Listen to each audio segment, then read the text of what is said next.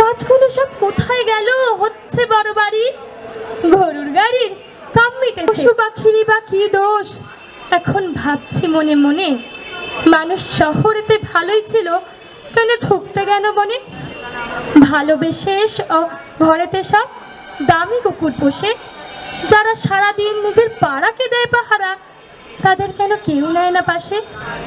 এখনো অনেক সময় আছে, চলো পাল্টাই, বলতে হবে সবাই মিলে জগৎটাকে আগের মতো। আরো একটা বিশেষ কথা যেটা মৌমিতা বলল, এটা হচ্ছে ওর নিজেরই লেখা। এটার জন্য একটা জোরে করো। এতটুকুনি বয়সে সমাজ নিয়ে যে ও জেগে উঠেছে, অবশ্যই তার জন্য কৃত্তিকার যারা পরিচালক এবং কর্ণধার রয়েছেন তাদেরকেও অনেক, যে এত সুন্দরভাবে ওরা বেড়ে ওঠার সুযোগ পাচ্ছে, প্রত্যেককেই অনেক অভিনন্দন জানাই। আজকের আমাদের অনুষ্ঠান আরো সুন্দর করে সেজে উঠতে চলেছে।